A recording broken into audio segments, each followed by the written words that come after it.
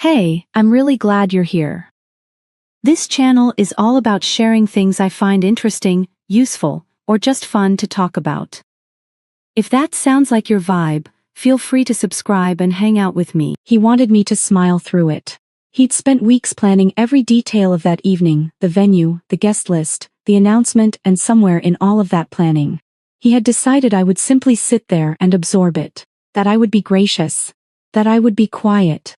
What he never counted on was that I had spent those same weeks planning, too. And I had always been better at the details than he was. Let me start from the beginning. 3 weeks before my husband's company anniversary gala, I found a folder on the home printer. It hadn't printed completely, the machine had jammed halfway through, and when I cleared the tray, I almost threw the half-printed page away without looking at it.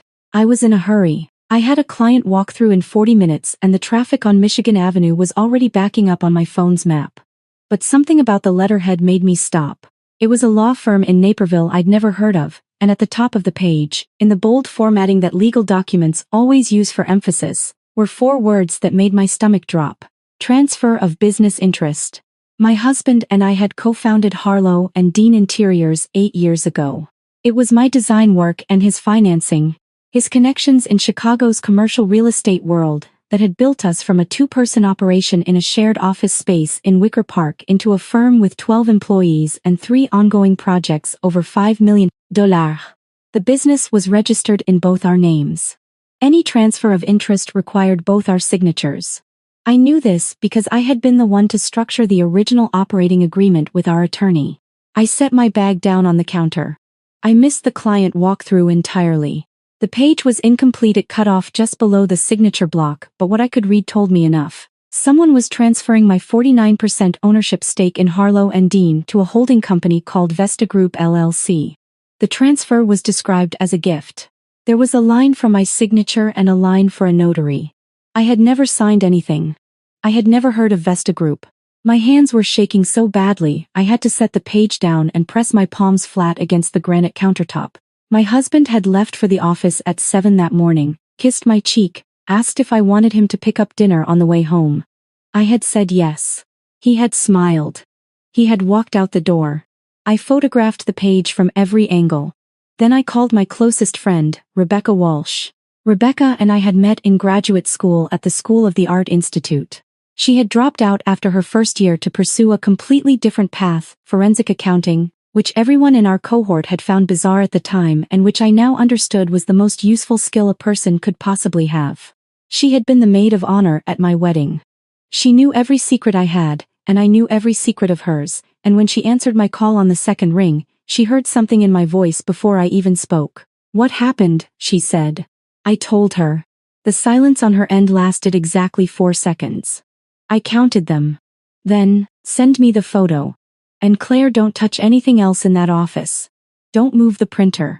Don't open his desk. Don't give him any reason to think you know." I asked her if she thought I was overreacting. She paused again, shorter this time. "I think you found what you were supposed to find," she said. "Let me look into Vesta Group tonight." Rebecca called me back at 11 o'clock that evening, after my husband had fallen asleep and I was sitting in the dark in our home office with a glass of wine I hadn't touched. She had found Vesta Group LLC in the Illinois Secretary of State's Business Registry. It had been incorporated 14 months earlier. The registered agent was a woman named Simone Archer. I knew that name. Simone Archer was 31 years old and the founder of a boutique real estate development consultancy in River North. My husband had brought her in as a client 18 months ago.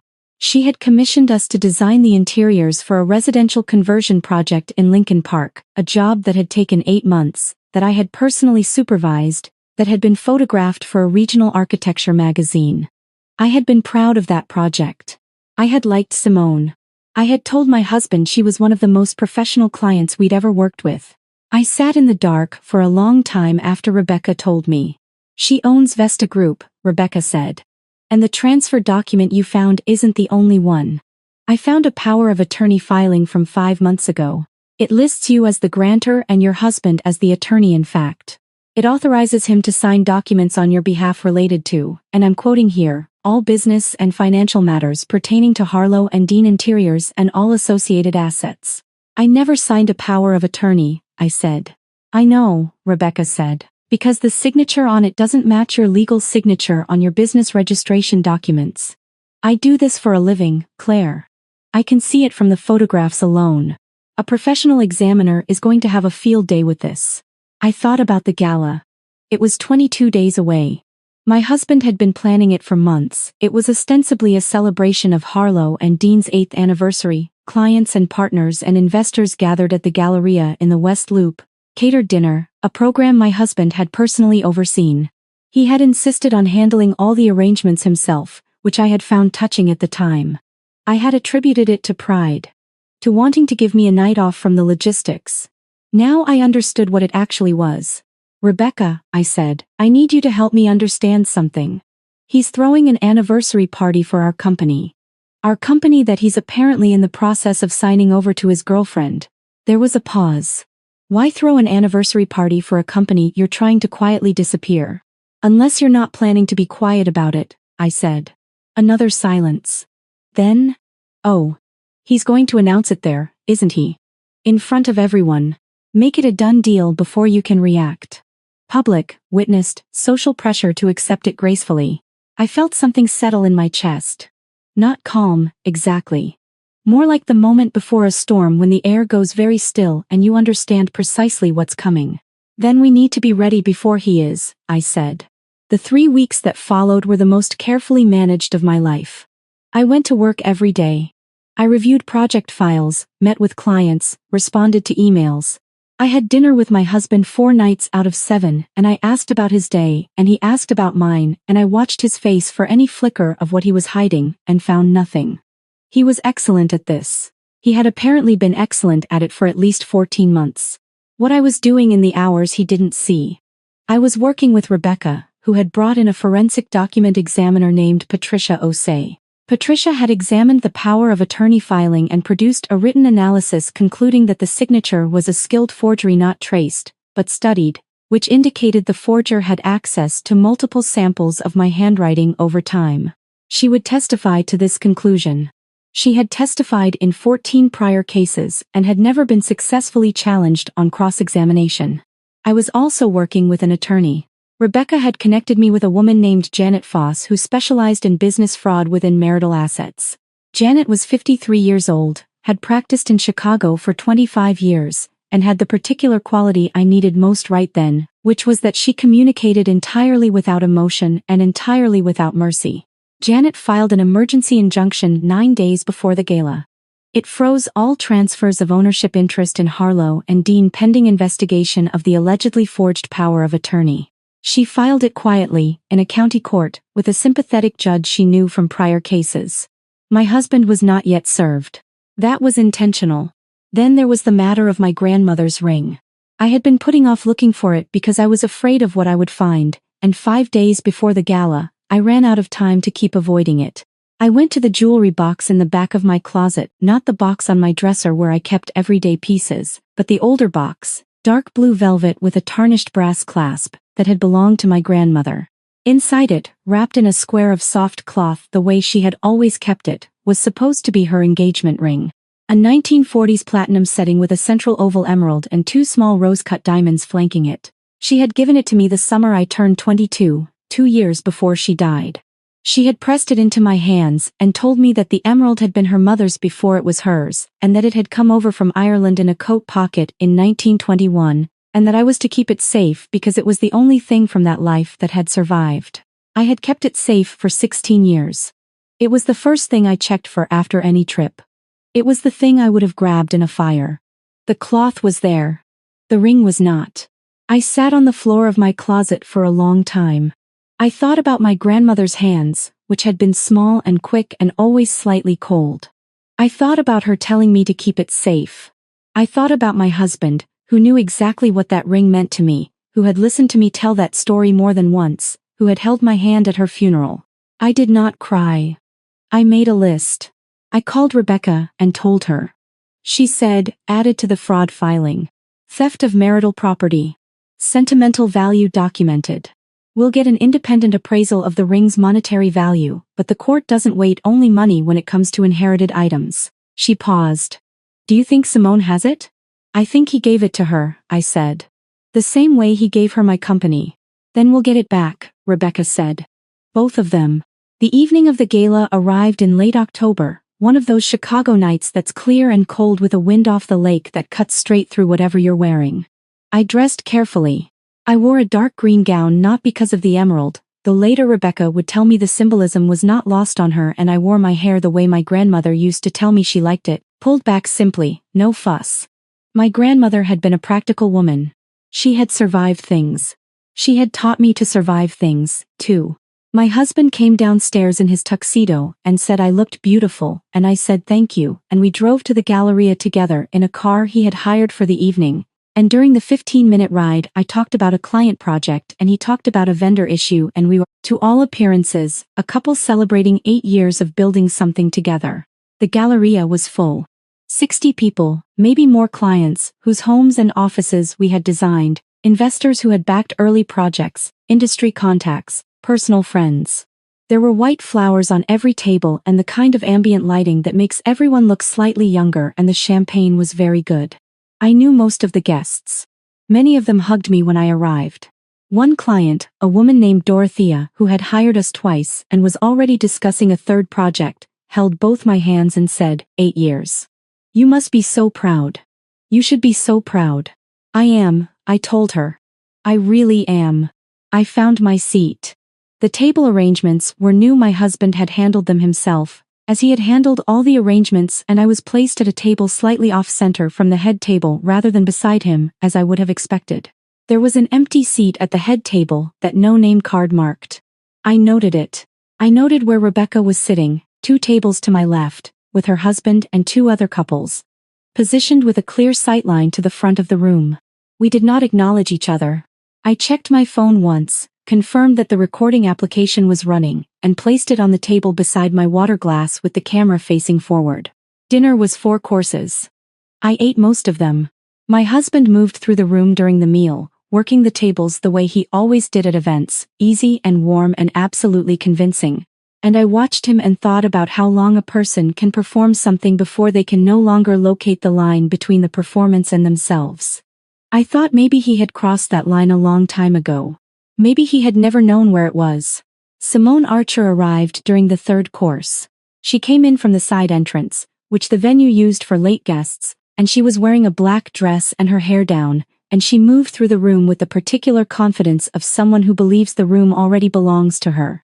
Several people looked up. A few who knew her from the Lincoln Park project nodded in greeting. She made her way to the empty seat at the head table, and my husband stood to pull out her chair, and she sat down beside him with the ease of someone who had rehearsed the moment. On her right hand, catching the light from the nearest chandelier, was my grandmother's ring. I had known intellectually that it would be there. Rebecca had prepared me. Janet had told me to expect it and to not react visibly when I saw it. I had rehearsed this moment in my bathroom mirror at 6 o'clock that morning, watching my own face for any crack in the composure. What I was not prepared for was how small it looked on a stranger's hand. How ordinary. How completely unaware it was of what it meant, of where it had been, of the coat pocket and the Atlantic crossing, and my grandmother's cold quick hands, and all the years it had spent wrapped in that square of soft cloth. I picked up my champagne glass. I took one sip. I set it down. I did not look at Rebecca. I looked at my husband, who had not yet looked at me, and I thought, you have no idea what is about to happen to you. And then I thought, neither does she. And I felt something that was not quite pity and not quite satisfaction, but lived somewhere between the two. Dessert was cleared. My husband stood. He thanked the venue and the caterers and the staff. He thanked the clients and the partners and the investors. He gave a brief history of Harlow and Dean that was largely accurate except for the several ways it quietly minimized my contributions to the technical and creative side of the work, which I noted but had expected. He spoke about growth and vision and the next phase of the company's development. He was very good at speeches. I had always known this. And then he reached down and took Simone's hand, and he said, I also want to make a personal announcement tonight, because I believe in honesty, and I believe that the people in this room deserve to know the direction my life is taking. Heads turned. I felt the shift in the room, that particular tension of a social gathering suddenly uncertain of its footing. He said, Simone and I are together. We have been for over a year. I know that's not easy news for everyone in this room, and I want to be respectful of that. But I also want you to know that the transition both personally and professionally has already begun. Simone will be taking on a leadership role at Harlow and Dean going forward, and the company's ownership structure has been updated to reflect the new direction. He paused and looked directly at me for the first time all evening. Claire knows, he said. We've had these conversations. The paperwork has been handled. I hope tonight can be a celebration of what we built together and a beginning of what comes next. The room was very quiet. I could hear the ventilation system. I could hear someone at a back table exhale. I stood up. I didn't stand up quickly. I didn't make a scene of it. I stood the way my grandmother used to stand when she was about to say something that needed to be said straight, unhurried, entirely sure of herself. We have had conversations, I said. That's true. But I want to make sure everyone in this room has the same information, because I think there may be some confusion about what the paperwork actually says. My husband's expression shifted in a way I recognized. It was the expression he wore when a negotiation wasn't going the way he had modeled it. Claire, this isn't the place. I picked up my phone and pressed play. Patricia O'Sea's voice was clear and professional in the quiet of the room. I had turned the volume to its maximum setting. She said, "It is my professional opinion, based on analysis of the power of attorney document filed on behalf of Claire Dean Harlow, that the signature on said document is not authentic. It is a forensic forgery, created through careful study and simulation of the subject's authentic signature. This conclusion is held to a reasonable degree of professional certainty, and I am prepared to testify to it in any proceeding in which it is relevant." I stopped the recording. I said, "That power of attorney, the one that supposedly authorized my husband to transfer my ownership stake in our company, was forged. My signature was forged, which means the transfer to Vesta Group, LLC, Simone's company, is not legal. It hasn't been executed, because the document that would have enabled it is fraudulent." My husband said, "You're making a scene." I said, "I'm making a record. There's a difference." I looked at Simone, who had gone very still. Her hand was flat on the table, and my grandmother's ring was right there, green against the white tablecloth, and I felt the grief of it and the anger of it, and I let myself feel both of them for exactly 1 second before I continued. "I also want to address the ring," I said. "The emerald ring on Simone's right hand was given to me by my grandmother before she died. It's been in my family for over 100 years. It was taken from my home without my knowledge. The current appraisal value is just under $14,000, which makes its unauthorized removal a felony under Illinois law. I have the appraisal documentation." Simone said. "He gave it to me. I didn't take anything." "I know," I said. "I know you didn't take it yourself. But receiving stolen property is still a crime, and I'd like it back now, please. Not later. Now." The color in Simone's face had gone uneven. She looked at my husband. He was not looking at her. He was looking at me with the expression of someone who has just understood that the ground they were standing on was not solid. "There is one more thing," I said. Rebecca was already standing. She walked to the front of the room the way she always moved, purposeful, no wasted motion, carrying a manila envelope that she had been holding in her lap through every course of dinner. She handed it to my husband and stepped back. "That is notice," I said, "of an emergency injunction, filed 4 days ago in Cook County, freezing all transfers of ownership interest in Harlow and Dean Interiors pending a fraud investigation. It also includes notice that a criminal referral has been made to the Illinois Attorney General's office related to the forged power of attorney. Your attorney will need to respond within 10 business days." I turned to the room. To Dorothea, who was watching me with something close to tears in her eyes. To the investors and the clients and the industry contacts who had come tonight to celebrate something and were leaving with a completely different story. "I'm sorry," I said. "I'm sorry this happened in front of all of you. You came here for an anniversary celebration, and that's what this should have been. 8 years of work that I am genuinely proud of, that many of you helped make possible. That work was real. Those 8 years were real. What you just heard does not change what we built together or what I intend to build going forward." Then I walked to Simone's side of the table. I stood there. I did not touch her or threaten her or raise my voice. I simply stood there and waited. Her hands moved to the ring. She was not crying yet, but she was close to it, and I watched her work the ring off her finger with a kind of furious dignity and set it on the table between us. I picked it up. I closed my fingers around it. The platinum was warm from her skin, but that warmth faded quickly, and underneath it was the particular cool weight I had known since I was 22, and I felt my grandmother so clearly in that moment that my throat tightened, and I pressed my hand against my side and held on. Rebecca touched my elbow. "We should go," she said quietly. I nodded. I walked with her toward the exit. Behind me, I heard my husband say my name once, sharply. I didn't turn around. I heard the low urgent sound of multiple conversations starting at once, the kind of murmur that spreads through a room when something irrevocable has just happened. I heard Dorothea say something that sounded like good for her. I heard someone ask Simone if she was all right, and Simone's response was too quiet to make out. Rebecca's car was waiting outside. The wind off the lake hit us as soon as we went through the door, cold and immediate and completely clarifying. We got in the car and sat in silence for a moment. The city moved around us. "That went," Rebecca said carefully, "almost exactly according to plan." "Almost?" "The ring," she said. "I was worried you were going to have to push harder for the ring." I looked down at my hand. I was still holding it, not wearing it, just holding it. I said, "I don't think she understood what she had." "No," Rebecca said. "She thought it was a gift." She looked over at me. "Are you okay?" I thought about the question. I had been thinking about it for 3 weeks. In the way you think about something you know is coming and aren't sure you're ready for. I had modeled this evening so many times in my mind that the reality of it felt almost dissonant, quieter somehow than the version I had imagined. "I will be," I said. "Not tonight. But I will be." The months that followed were the kind of difficult that doesn't make for a clean story. My husband hired an attorney who was expensive and aggressive, and who filed 3 counterclaims that Janet dismissed one by one without visible effort. The forged power of attorney was the center of everything. It was the document that had enabled all of the other moves, and once Patricia's testimony established its fraudulence, the transfers built on top of it collapsed. The Vesta Group transfer was voided. The business interest reverted. The criminal investigation took longer than I had hoped. There were weeks when I called Janet and she told me to be patient, and I sat with that.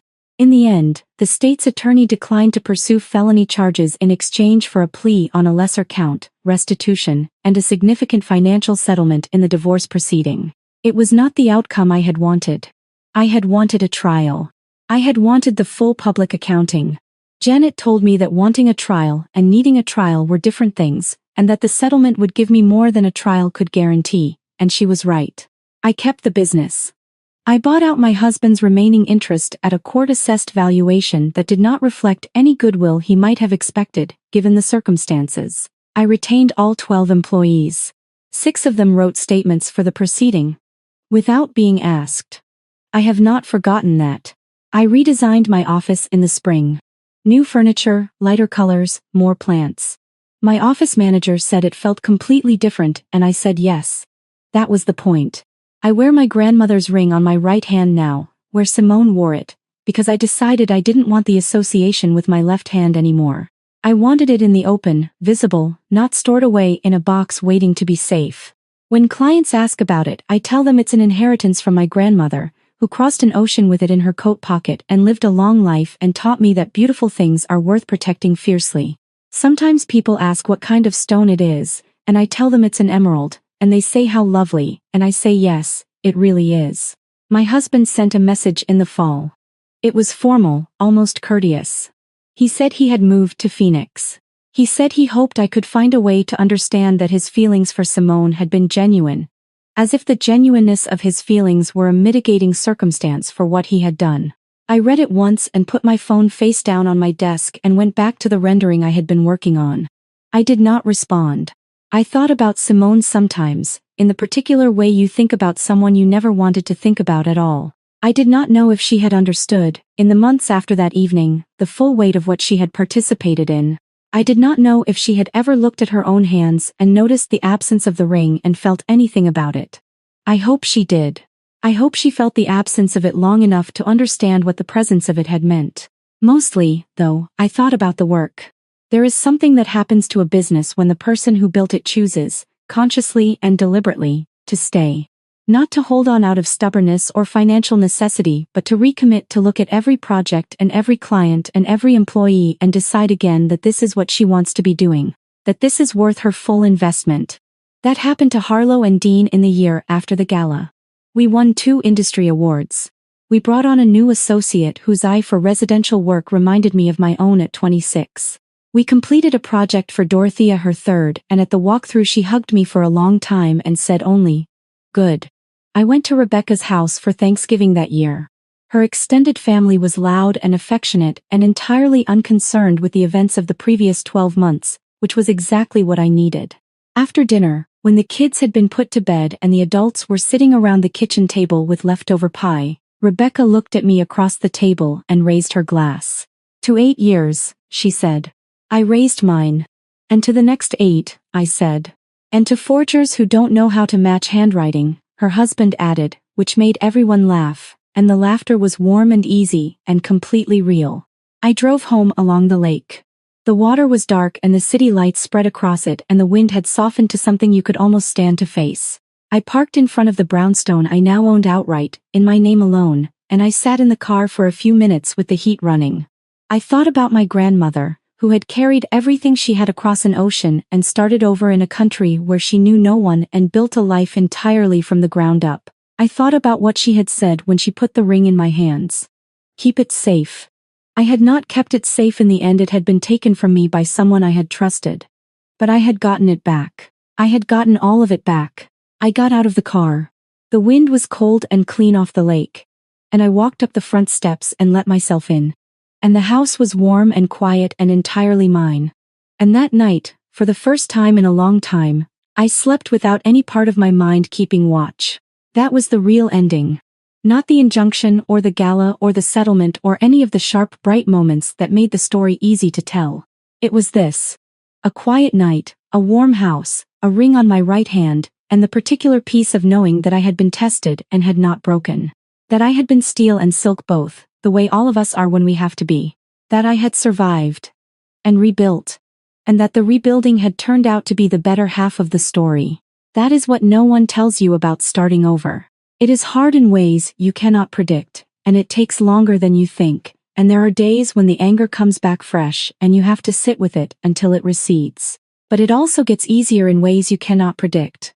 And one morning you wake up and you are not thinking about him or her or what they took or what they planned or the look on his face when the recording played. You are thinking about your work, your friends, the light coming through your kitchen window, the ring on your hand.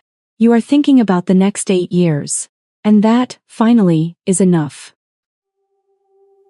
I'm freezing. I'm bleeding. Slowly fading away. But don't worry, I'm fine.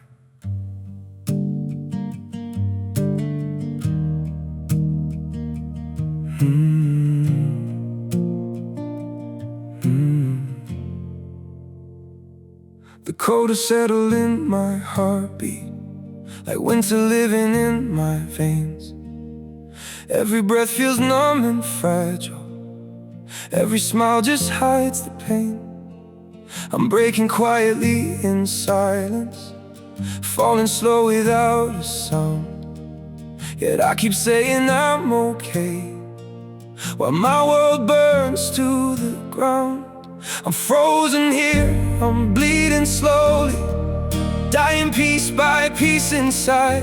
But I still whisper, it's alright, just to keep you from goodbye. I'm shattered, love, but don't you worry, I'll pretend till my last breath. Even while my soul is fading, I'll say everything's okay. Maybe pain just learned to live here. Maybe sorrow feels like home. So I wear my wounds like armor and survive them all alone. I'm frozen here, I'm bleeding slowly, dying piece by piece inside. But I still whisper, it's alright, just to keep you from goodbye. I'm shattered, love, but don't you worry, I'll pretend till my last breath. Even while my soul is fading, I'll say everything's okay. If you ever see me smiling, no, it's just my last defense. 'Cause sometimes love means hiding how much you're suffering. No, I'm frozen here, I'm bleeding slowly, dying piece by piece inside. But I still whisper, it's alright, just to keep you from goodbye. I'm shattered, love, but don't you worry, I'll pretend till my last breath. Even while my soul is fading, I'll say everything's okay. It's okay.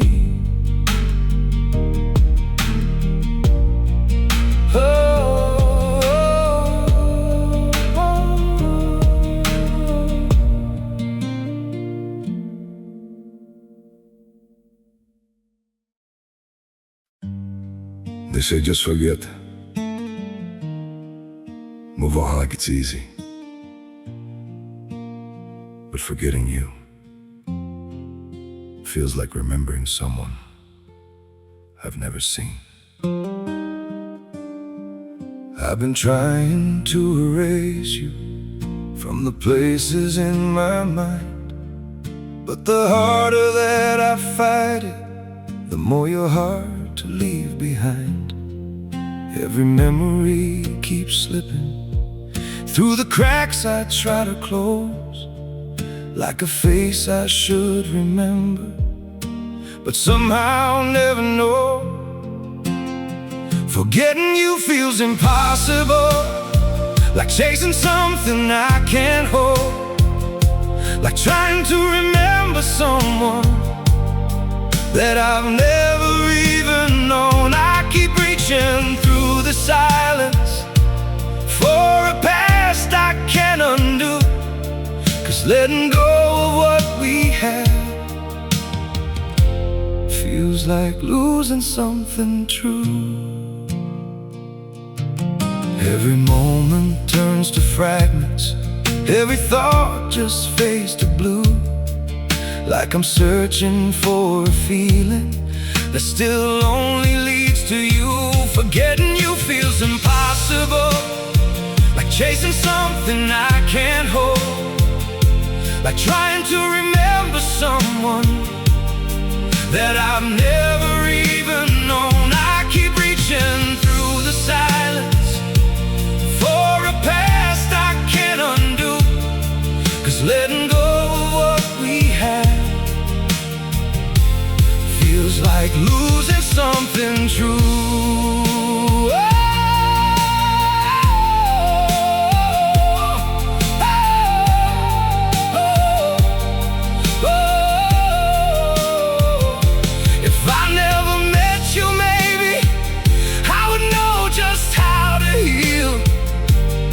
But now every empty moment still reminds me what is real.